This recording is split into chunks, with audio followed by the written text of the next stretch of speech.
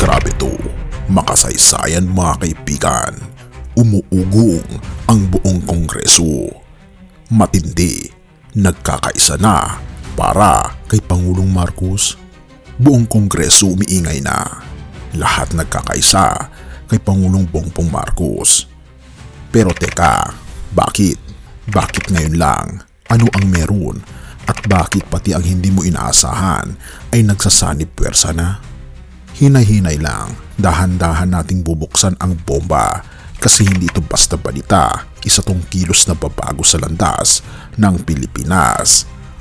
Ang buong kongreso mula Luzon, Visayas hanggang Mindanao ay nag-iingay ngayon. Hindi dahil may away, hindi dahil may sigawan, kundi dahil sa isang bagay na bihirang mangyari, ang pagkakaisa. Mismo si House Speaker Martin Romualdez, ang leader ng Kamara, ay nakipagkita kay former President at Pampanga Representative Gloria Macapagal Arroyo, kasama pa ang mga mambabatas mula Region 3 at 4 saan sa mismong Imelda Hall sa Aguado, Manila. At bakit? Para buuin ang solidong suporta para sa bagong Pilipinas vision ni Pangulong Marcos. Pakinggan natin ito. Ika pa ni Romualdez, our job in Congress is to ensure national development reaches every district, every barangay, every Filipino.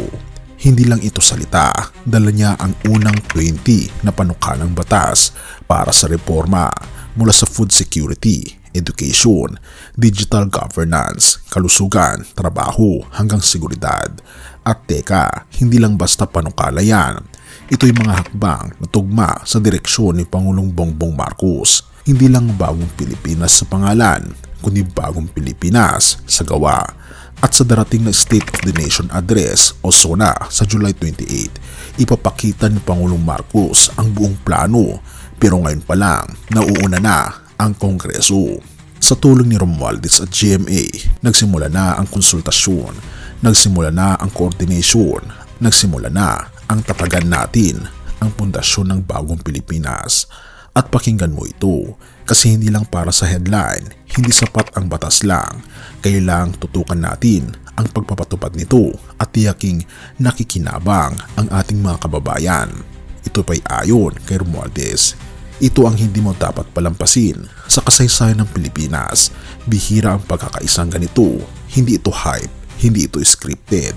Kaya kapag sinabi ni Romualdez na this Congress must be defined by collaboration, consultation and concrete results, alam mong may mangyayaring bago. Buong Central Luzon at Southern Tagalog binibigyan ng boses, binibigyan ng pagkilos, binibigyan ng direksyon. At ang direksyong yan ay isang malinaw na panawagan, bagong Pilipinas para sa lahat. Ngayon tanong ko sa iyo kaibigan, handa ka na bang sumabay sa pagbabago? Kasi ang Kongreso nagkakaisa na, si Romualdez, GMA at mga mambabatas, lahat nagsasama-sama para sa kinabukasan. Grabe to, makasaysayan to.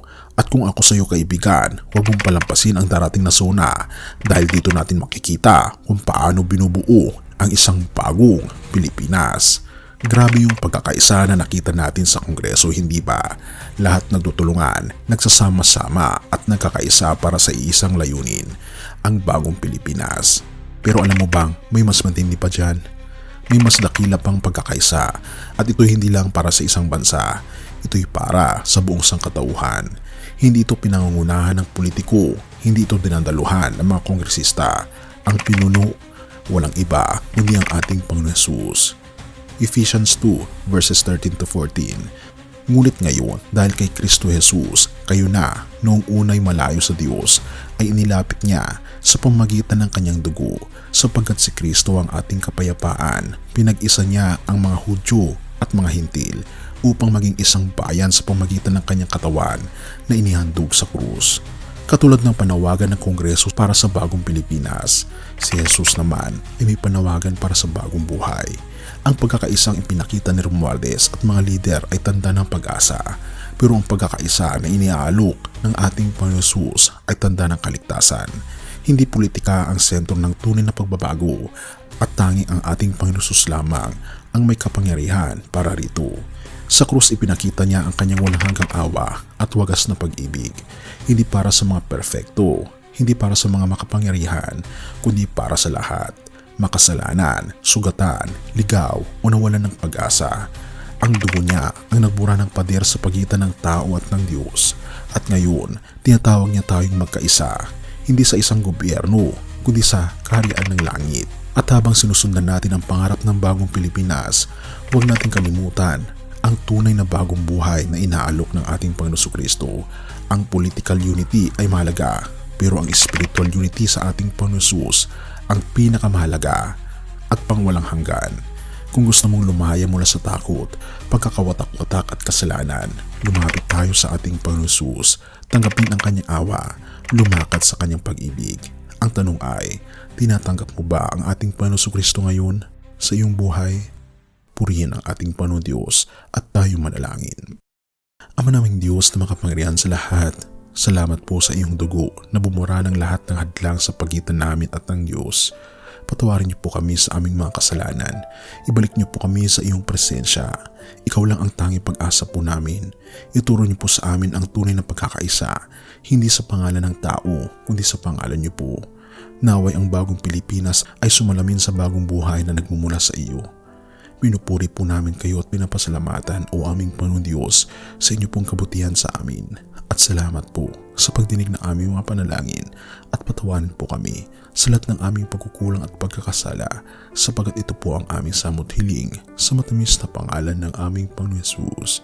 Amen. Kaibigan, bago pa man magkaroon ng bagong Pilipinas, si Jesus na ang may plano para sa bagong buhay mo. At ngayon, ang tamang oras para sumagot sa panawagan niya.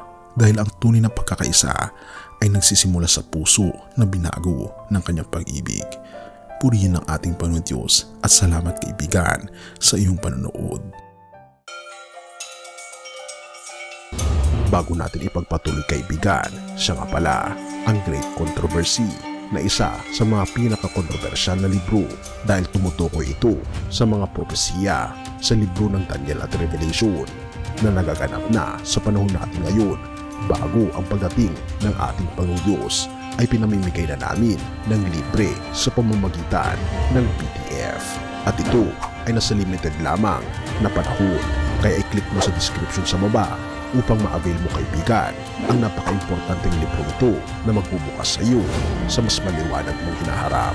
Purihin ang ating Panginoong Diyos at tayo magpatuloy.